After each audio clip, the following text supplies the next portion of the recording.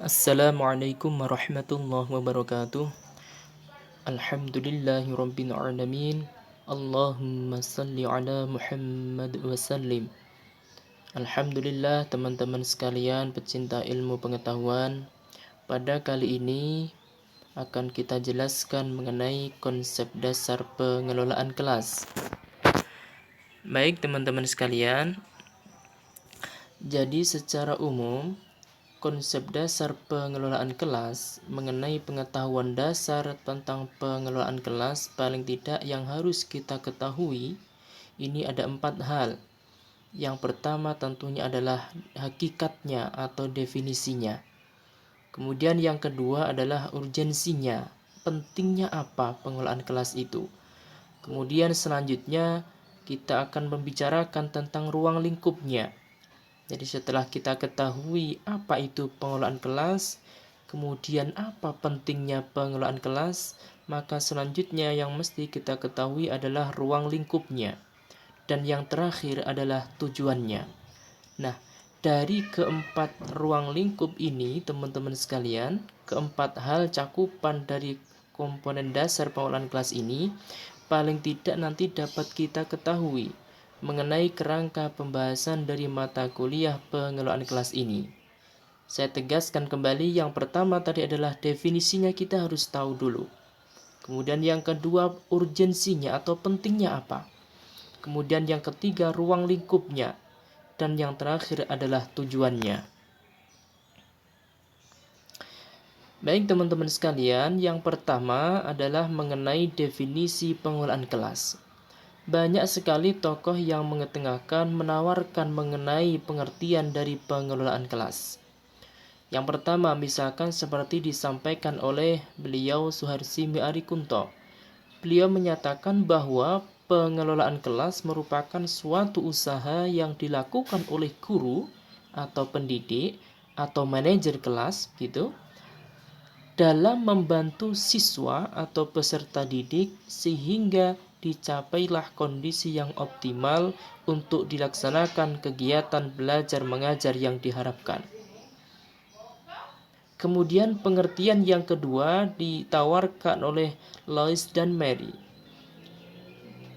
Beliau berdua mengatakan bahwa pengelolaan kelas adalah proses seleksi dan penggunaan alat-alat yang tepat terhadap problema dan situasi kelas.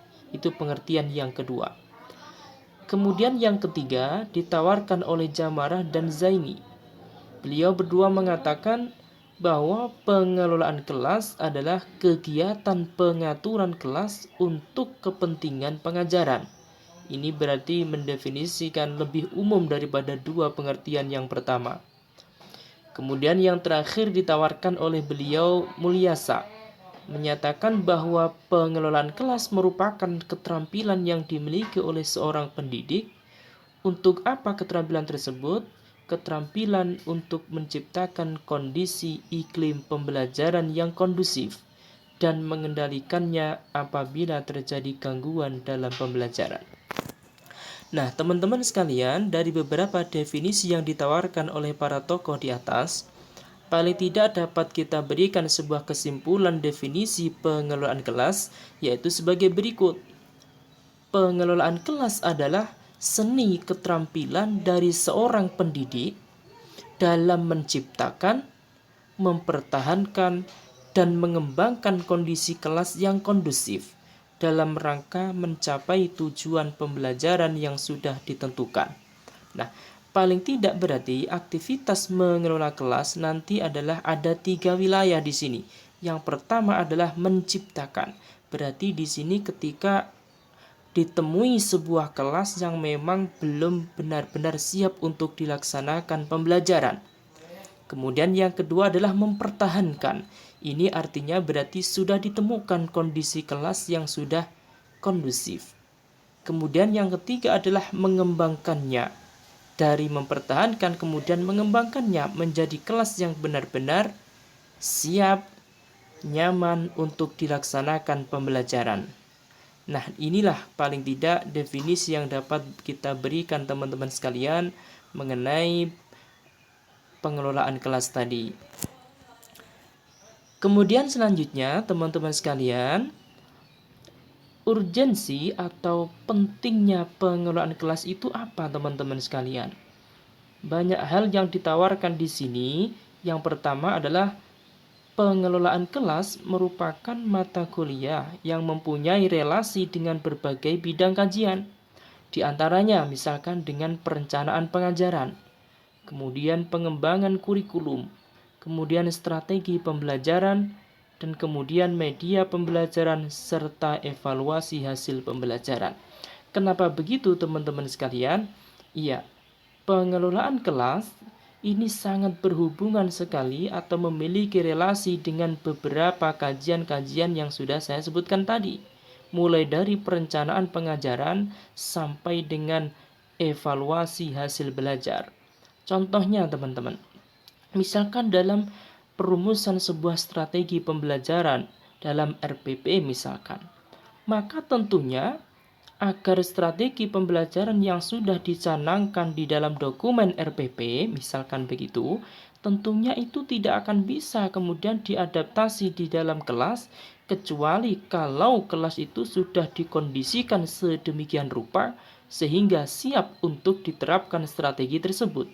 Nah, disitulah mengadaptasi, menyiapkan kelas yang siap untuk dilaksanakan pembelajaran, itulah tugas dari pengelolaan kelas di sini.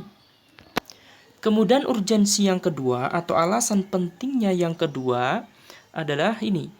Keberhasilan seorang guru dalam mengajar ditentukan oleh banyak faktor. Di antaranya adalah kemampuan untuk mengelola kelas. Penguasaan materi yang baik namun tidak didukung oleh kondisi kelas yang kondusif, kelas yang menerima materi, yang siap menerima materi, maka pembelajaran tentunya tidak akan bisa dilaksanakan. Artinya bagaimana? Kehebatan seorang pendidik misalkan dalam menguasai sebuah materi, kedalaman materi yang dimiliki oleh seorang pendidik misalkan, itu akan tetap sulit diterapkan di kelas kalau tidak ada keterampilan berupa mengelola kelas. Jadi ada dua hal mestinya yang ada dalam setiap pendidik itu. Satu, kedalaman materi, berarti penguasaan materi yang lengkap, yang utuh dari seorang pendidik. Yang kedua adalah keterampilan mengelola kelas. Makanya dalam definisi tadi, ya, pada definisi tadi teman-teman sekalian, ini saya menyebutnya bahwa pengelolaan kelas itu sebenarnya adalah seni atau keterampilan yang dimiliki oleh setiap orang pendidik, yang tentunya antara satu pendidik dengan pendidik yang lain ini memiliki seni keterampilan yang berbeda-beda. Baik, kemudian kita berlanjut ke urgensi atau alasan pentingnya pengelolaan kelas yang selanjutnya. Yang ketiga, teman-teman, upaya menciptakan dan mempertahankan kondisi kelas agar kondusif merupakan prasyarat mutlak yang diperlukan oleh seorang pendidik agar kegiatan belajar berjalan dengan efektif dan efisien. Nah, berarti kelas yang kondusif, kelas yang benar-benar siap untuk dilaksanakan pembelajaran, dia merupakan syarat mutlak bagi seorang pendidik agar belajar yang dia laksanakan, agar proses pembelajaran yang dia lakukan di kelas itu dapat menuju pada efektif dan efisien. Efektivitas dan efisiensi dalam pembelajaran. Efektif artinya adalah ketercapaian tujuan. Kemudian kalau efisien itu adalah kaitannya dengan penggunaan waktu pembelajarannya. Kemudian masih berbicara tentang urgensi tadi, yang selanjutnya adalah bahwa pengelolaan kelas ini merupakan komponen penting dalam aplikasi strategi pembelajaran. Maka dari itu pengelolaan kelas menuntut adanya dua kemampuan, teman-teman. Ini sebagaimana kita singgung tadi, teman-teman. Salah satu relasi pengelolaan kelas itu adalah dengan strategi pembelajaran tadi.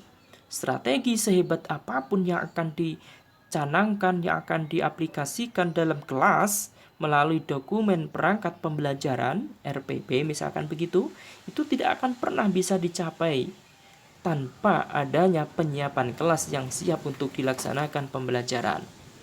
Nah, dari sini paling tidak ada dua kemampuan yang diharapkan teman-teman sekalian dalam mengelola kelas ini kaitannya dengan strategi pembelajaran. Yang pertama adalah kemampuan dalam mengatur tata ruang kelas untuk pembelajaran, dan yang kedua adalah penciptaan iklim atau suasana belajar mengajar yang kondusif atau menyenangkan.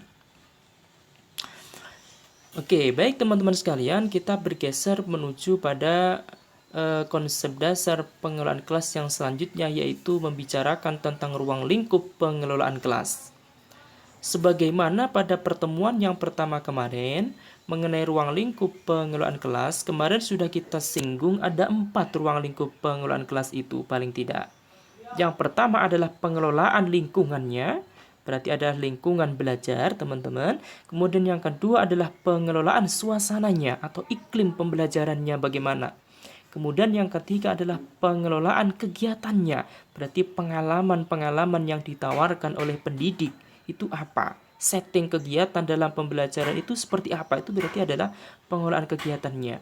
Dan yang terakhir adalah pengelolaan waktunya. Kenapa ada harus waktu dikelola? Karena tentunya belajar di kelas itu berbatas waktu. Kalau tidak dikelola, maka nanti akan ada pemborosan waktu, kekurangan waktu, dan sebagainya. Berarti itu tidak ada pengelolaan yang baik terkait dengan waktu pembelajaran. Nah, untuk lebih jelasnya, kita tegaskan kembali mengenai peta konsep yang sudah kita sampaikan pada pertemuan yang pertama kemarin, teman-teman. Nah, ini bisa kita lihat, teman-teman sekalian. Nah, ini jelas sekali, teman-teman sekalian. Ini sekaligus membahas tentang urgensi ya, urgensi dan sekaligus ruang lingkupnya. Ruang lingkup yang baru saja kita sampaikan tadi, teman-teman, ini ada 4 ini. Ya, ini bisa kita lihat pada baris yang kiri, teman-teman. Ruang lingkup itu yang kita berikan warna kuning. Ya, ada 4, ada pengelolaan lingkungan, ada pengelolaan suasana, ada pengelolaan kegiatan, dan ada pengelolaan waktu. Nah, begitu. Nah, kita lihat teman-teman sekalian. Dari keempat ruang lingkup tadi, teman-teman sekalian, ini ternyata memiliki konsekuensi yang sangat krusial dalam pengelolaan kelas. Misalkan teman-teman, dari guru yang dia berperan sebagai manajer kelas, ini dalam dua ruang lingkup yang pertama, pengelolaan lingkungan dan suasana misalkan. Maka dia harus benar-benar mengelola lingkungan kegiatannya, lingkungan fisik kegiatannya, dan suasana iklim pembelajarannya. Kalau sampai itu tidak dia lakukan dengan baik sebagai seorang pendidik yang sekaligus berperan sebagai manajer kelas dalam kapasitas pengelolaan kelas, maka bagaimana? Tentunya akan terjadi masalah pengelolaan. Nah, begitu. Manajerial kelas pasti gagal di sana. Kemudian kita beralih ke dua ruang lingkup yang selanjutnya, pengelolaan kegiatan dan pengelolaan waktu. Kalau sampai ini, dua hal ini, kegiatan dan waktu ini tidak dikelola dengan baik oleh seorang guru yang berperan sebagai manajer kelas, maka akan terjadi problem pembelajaran. Dua problem besar ini, problem pengelolaan dan problem pembelajaran ini, nanti akan berdampak terhadap munculnya masalah di dalam kelas. Ketika kelas ini sudah bermasalah, jelas sekali akan sulit dilaksanakan pembelajaran teman-teman. Cita-cita penciptaan kelas yang kondusif, kemudian terjadi interaksi edukatif di antara pendidik dengan peserta didik dengan peserta didik yang lain, itu jelas tidak akan pernah terjadi. Kalau kondisi kelas sudah sedemikian rupa, maka tentu saja tujuan pembelajaran akan sangat sulit untuk dicapai teman-teman sekalian. Maka dari sini paling tidak tampak sekali di kelas itu ada dua sebenarnya problem itu. Satu problem pengelolaan, dua problem pembelajaran. Siapa yang paling bertanggung jawab di sini? Tentunya adalah pendidik, guru teman-teman sekalian. Anda semua sebagai calon pendidik. Baik, kita sekarang bergeser ke konsep dasar yang terakhir teman-teman sekalian, yaitu tujuan pengelolaan kelas. Tentunya banyak sekali tujuan pengelolaan kelas itu. Walaupun tujuan yang utama, tujuan yang paling umum adalah penciptaan kelas yang efektif dan efisien. Itu tentunya adalah tujuan pengelolaan kelas secara umum. Namun di sini ada beberapa yang kita tawarkan, teman-teman. Yang pertama misalkan di sini, Kenapa harus ada pengelolaan kelas? Tentunya agar terjadi pembelajaran yang efektif dan efisien. Itu ada tujuan utama pengelolaan kelas. Kemudian yang kedua, pengelolaan kelas itu bukan secara langsung untuk mencapai tujuan teman-teman. Namun dia merupakan semacam sarana begitu. Dia merupakan cara, dia merupakan metode begitu, sehingga tujuan pengajaran atau pembelajaran itu mudah dicapai teman-teman. Jadi dia bukan tujuan utama karena dia berada di dalam proses pembelajaran. Dia itu mengiringi materi. Walaupun dia bukan materi, tapi dia membawa materi sehingga mudah diterima oleh peserta didik. Nah, begitu. Kemudian yang ketiga, pengelolaan kelas juga diperlukan agar kegiatan evaluasi hasil belajar dapat berlangsung dengan baik. Kenapa begitu? Apa hubungannya mengelola kelas dengan evaluasi? Ya, evaluasi tentunya adalah penilaian sebuah hasil dari proses. Nah, di proses itulah mestinya dimaksimalkan bagaimana pembelajaran itu bisa berjalan dengan baik. Karena kalau sudah dievaluasi berarti sudah dinilai. Kalau prosesnya itu tanpa dikelola dengan baik dengan peran pengelolaan kelas, tentunya itu akan berbanding lurus dengan hasilnya ketika sudah dievaluasi. Kalau tidak ada pengelolaan, tentunya evaluasinya juga akan negatif, jelek begitu teman-teman. Kemudian selanjutnya, tindakan pengelolaan kelas ini tidak hanya diperlukan pada awal kegiatan belajar mengajar, akan tetapi awal pelaksanaan evaluasi hasil belajar ini juga diperlukan. Melainkan dapat dilakukan sepanjang pengajaran maupun sepanjang evaluasi hasil belajar kalau memang diperlukan. Nah, artinya bagaimana teman-teman? Jadi pengelolaan kelas itu, pengelolaan kelas itu bahkan sebenarnya tidak hanya dilakukan di awal, jadi tidak di setting-setting awal saja, tapi di dalam proses, bahkan ketika pas saat evaluasi pun pengelolaan kelas ini bisa dilakukan. Begitu. Kenapa begitu? Ya, karena dia tadi adalah sebagai alat rekayasa. Pengelolaan kelas itu adalah alat modifikasi kondisi kelas, lingkungan kelas, suasana kelas, waktu belajar, semuanya dimodifikasi, direkayasa sehingga tampak menyenangkan begitu. Nah, tentunya kan saya rasa sangat manusiawi bahwa belajar itu secara umum, secara umum ketika direspon oleh peserta didik kan tentunya menjadi semacam beban tersendiri belajar itu. Anak disuruh belajar, disuruh diam di kelas 5 menit saja misalkan, itu sudah ada beban di psikologis mereka. Nah, agar ikut tidak menjadi beban, tidak menjadi tekanan dalam diri siswa seperti keharusan belajar itu kan tekanan. Maka bagaimana? Perlu hadir namanya pengelolaan kelas yang berfungsi berperan untuk merekayasa itu sehingga tampil, sehingga muncul, hadir dalam bentuk yang menyenangkan. Nah, begitu teman-teman sekalian.